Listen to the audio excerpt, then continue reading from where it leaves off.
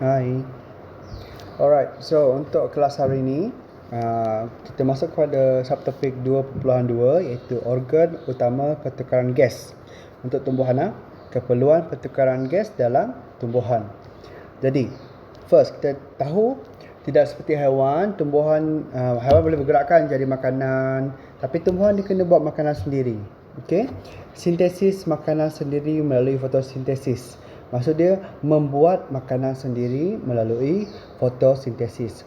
Bagi menjalankan fotosintesis dengan lebih efisien, tumbuhan perlu menukarkan gas dan menyerap cahaya. Okey. Pertukaran gas oksigen dan gas karbon dioksida antara tumbuhan dan persekitaran melalui liang stoma. Okey, di mana liang stoma ni banyak terdapat? Dia banyak terdapat di bahagian bawah daun, bahagian bawah daun. Okey. Stoma merupakan liang stoma terdapat di permukaan epidermis bawah daun. Setiap liang stoma diapit oleh sepasang sel pengawal. Okey, sel pengawal juga mengandungi kloroplas untuk menjalankan fotosintesis. Okey. Sepasang sel pengawal yang mengawal atom pembukaan dan penutupan stoma dengan menukarkan bentuknya. Okey. Nanti kita tengok macam mana dia tukar dan tukar bentuk dia supaya liang stoma tertutup, terbuka. Alright. So, kita tengok sini eksplorasi bio. Pokok kaktus. Kalau kenalkan pokok kaktus, di habitat gurun membuka stoma hanya pada waktu malam. Kenapa? Sebab pada waktu siang terlalu panas kan? Okey. Untuk menyerap gas karbon dioksida, suhu pada waktu malam yang lebih sejuk dapat mengurangkan kehilangan air. Kalaulah stoma kaktus ni buka pada waktu siang yang panas terik, jadi banyaklah air hilang daripada kaktus. Layulah kaktus itu. Dan kalau kamu perasan pula, kaktus pun tak ada daun. Kenapa kaktus tak ada daun? Sebab kaktus nak kurangkan kehilangan air daripada diri dia. Okey, sebab itu dia tak ada daun. Dia cuma ada duri. Okey, ini kalau bentuk stoma di bawah mikroskop. Tapi kamu tak nampak sangat kan sel pengawal dia. Kamu cuma nampak bahagian yang ada hitam tu. Yang arrow tu, itu adalah bahagian liang stoma. Okey, yang bulat tu adalah sel pengawal. Okey, tengok sini mekanisme pembukaan dan penutupan stoma. Mekanisme pembukaan dan penutupan stoma bergantung kepada sel pengawal sama ada segah atau flasid. Segah ialah dia kembang, flasid ialah dia mengecut. Okey, flasid mengecut, segah kembang. Ingatlah. Tulislah. Okey.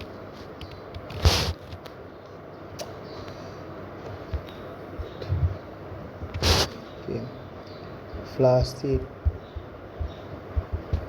segah. Ini ialah mengecut. Ini ialah mengembang. Okey. Next. Okey, jadual 2.2 ni menunjukkan mekanisme pembukaan dan penutupan stoma. Okey. Kita boleh kata untuk stoma ini mengembang dan menutup disebabkan oleh dua. Okey, secara secara lebih spesifik dia dua sebab. Satu, pengambilan ion kalium oleh sel pengawal. Satu lagi adalah kepekatan sukrosa di dalam subsel pengawal. Beza ion kalium dalam sel pengawal, kepekatan sukrosa di dalam subsel pengawal. Okey, kita tengok macam mana tu. Okey, kita tengok yang sebelah kiri dulu. Disebabkan oleh ion kalium K+. Kamu dah belajar dalam kimia kan? Okey, pengumpulan atau penyingkiran ion kalium di dalam sel pengawal akan mengubah keupayaan larutan. Hal ini akan meningkatkan atau menurunkan keupayaan air di dalam sel pengawal. Air akan meresap keluar atau ke dalam sel pengawal secara osmosis. Keadaan ini menentukan sama ada sel pengawal menjadi segah atau flasid. Okey, itu untuk kalium. So, kalium ini dia akan masuk ke dalam sel pengawal. Dan apabila ada ion kalium dalam sel pengawal, dia akan menentukan sama ada air akan masuk ke atau keluar daripada sel pengawal. Kalau air masuk, dia menjadi segah. Air keluar, dia menjadi flasid. Okey. Next, kita tengok bahagian sukrosa. Pada waktu siang, kehadiran cahaya fotosintesis berlaku menghasilkan gula yang larut, sukrosa. Pada waktu malam, fotosintesis tak boleh berlaku kan? Jadi, ketiadaan cahaya pula, gula yang terdapat dalam sel pengawal ditukarkan kepada kanji. Okey, sukrosa ialah gula ringkas. Kanji ialah gula yang lebih kompleks. Okey, sukrosa pada waktu siang ialah gula ringkas. Ini geng-geng glukos, apa lagi, laktosa. Okey, ini geng dia, gula ringkas. Kanji ialah gula kompleks. Okey, dia geng-geng dia adalah gula yang kita minum tu, yang kita untuk buat teh tu, itu geng-geng dia. Okey, kita tengok pula macam mana kalau ion kalium tu, macam mana ni dia punya proses. Okey, sekejap. Sini. Okay. Pembukaan stoma untuk yang disebabkan oleh ion kalium oleh sel pengawal. Okay, kita tengok dulu. Ion kalium bergerak ke dalam sel pengawal. Okay, tengok ion kalium tu yang bintik-bintik warna oranye, dia masuk ke dalam sel pengawal. Okey. Keupayaan larutan dalam sel pengawal meningkat. Keupayaan air dalam sel pengawal menurun. Molekul air dari sel epidermis meresap masuk ke dalam sel pengawal secara osmosis. Okey, apabila saya tunjuk lagi lah. Okey. Kan first thing first tadi dia kan macam biasa je. Okey, macam ni. Lebih kurang lah. Okey, so apa yang berlaku dulu ialah ion kalium masuk kan. Ion kalium. Okey, yang titik-titik ni ialah ion kalium. Apabila ion kalium masuk ke dalam sel pengawal, jadi air pun jadi kurang lah kan. Apa yang berlaku? Air kan bila dia kawasan yang keperkatan air tinggi, rendah, air akan pergi kepada yang lebih rendah untuk isi kekosongan dalam keperkatan air yang rendah tu. So, apabila dia tengok air rendah situ, so air pun memasuki air pun masuk. Okey. Jadi apa yang berlaku ialah ini sel pengawal dia menjadi semakin kembang. Okey. Macam mana lukis ni? Okey. Ini ialah segah. Keadaan segah. Sebab air dah penuh tadi. Okey, itu maksud dia. Okey, itu maksud dia ni. Sel pengawal menjadi segah dan melengkung keluar. Tengok dalam gambar ketiga tu, melengkung keluar. Stoma terbuka. Okey, ini stoma terbuka disebabkan oleh ion kalium. First ion kalium masuk. Lepas tu sebab ion kalium banyak dalam sel pengawal, air pun nak masuk juga. Lepas tu apabila air masuk, sel pengawal kembang ke luar dan menjadi liang stoma terbuka. Ingat. Next, kepekatan sukrosa dalam sub-sel pengawal. Ini ialah yang disebabkan oleh kepekatan sukrosa. Dengan kehadiran cahaya fotosintesis berlaku. Kepekatan sukrosa dalam sel pengawal menjadi tinggi. Keupayaan air dalam sel pengawal menurun. Molekul air dalam sel-sel epidermis meresap masuk ke dalam sel pengawal secara osmosis. Sel pengawal menjadi segah dan melengkung keluar, stoma pun terbuka. Okey, sama juga untuk kes kalau kepekatan sukrosa ni. First, ini sel pengawal tadi. Alright. So, apabila waktu siang, tumbuhan dia buat makanan sendiri kan. Jadi, semakin banyaklah sukrosa sini. Okey, ini ialah sukrosa.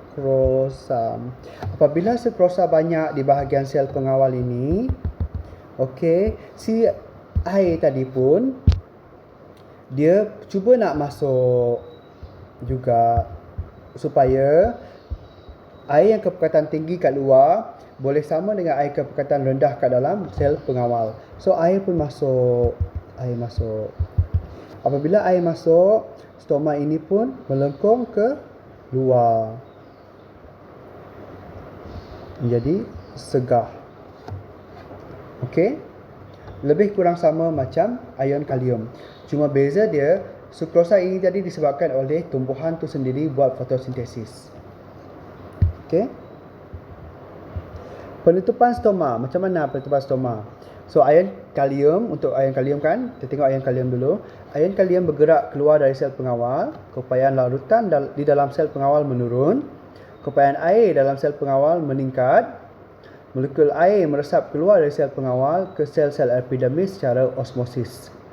Sel pengawal menjadi flasid, stoma tertutup. Okey.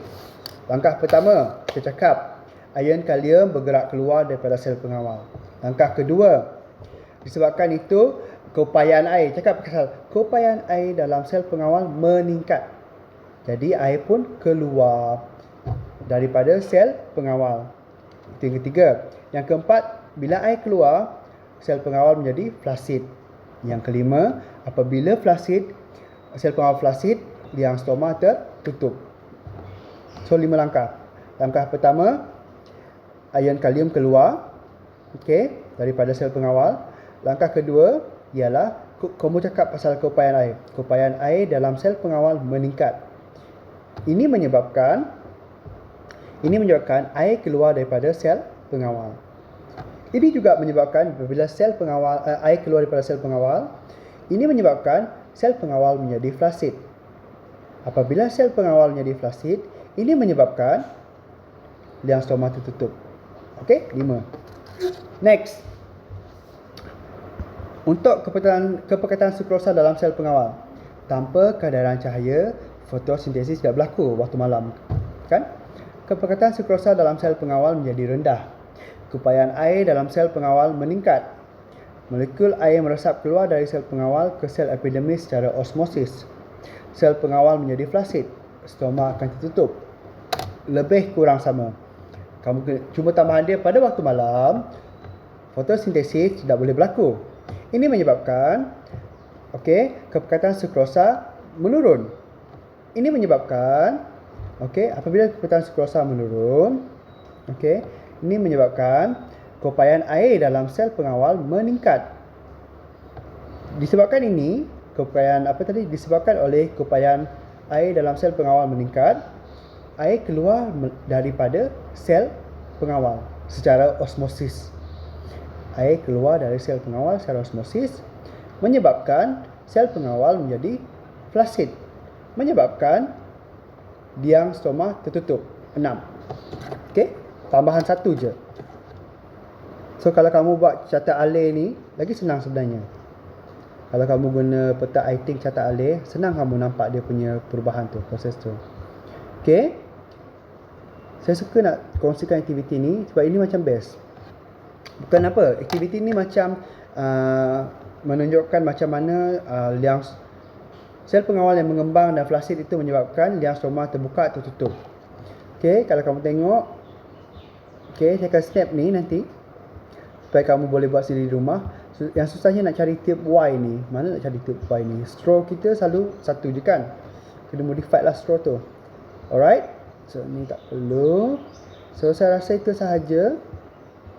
Baik, ini adalah kelas seterusnya. Oh, no. Ini.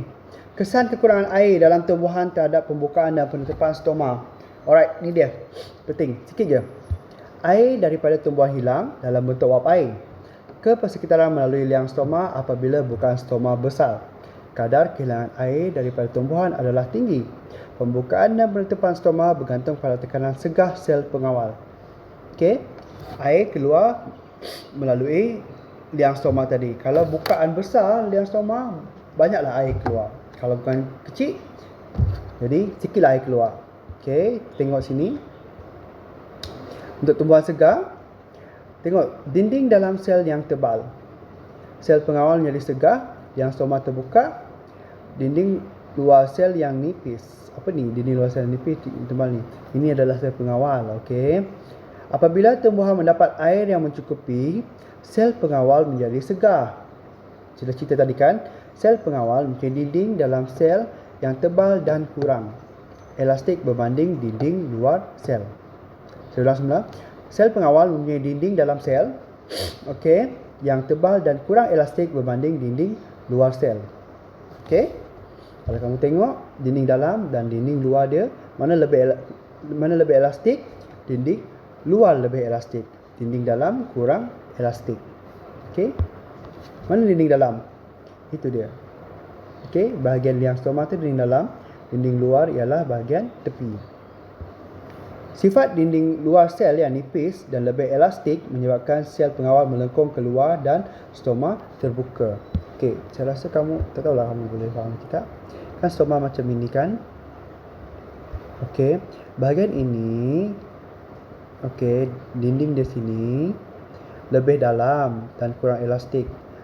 Dalam pula, lebih tebal dan kurang elastik. Okey, itu yang dia cuba cakap ni. Okey, bahagian sini, okey, lebih nipis dan elastik. Sebab itulah bila dia mengembang, bila dia segar, sekejap. Alright, kesambung. Lebih elastik yang dekat luar tu. Okey, lebih elastik. Alright. Okey. Saya harap kamu faham. Sekarang saya nak discard ni. Macam mana nak discard? Alright, discard. Okey, kembali kepada nota. Okey. Kalau tumbuhan layu, okey, ini kalau tumbuhan segar kan, liang stoma akan terbuka. Kalau tumbuhan layu, apa yang berlaku ialah apabila tumbuhan kekurangan air, sel pengawal menjadi flasid. Jadi stoma pun tertutup lah. Jadi sifat dinding sel luar nipis dan lebih elastik menyebabkan sel pengawal hilang kesegaran dan stoma tertutup. So, time tumbuhan segar, sel stoma terbuka. Time tumbuhan layu, sel stoma liang stoma tertutup. Time tumbuhan segar, liang stoma terbuka. Ingat tu Alright, ni nanti latihan yang saya nak kamu buat. Saya rasa itu sahaja. Okey. Kalau ada apa-apa soalan, kamu boleh dalam grup WhatsApp. Alright. Itu sahaja. Thank you. Bye.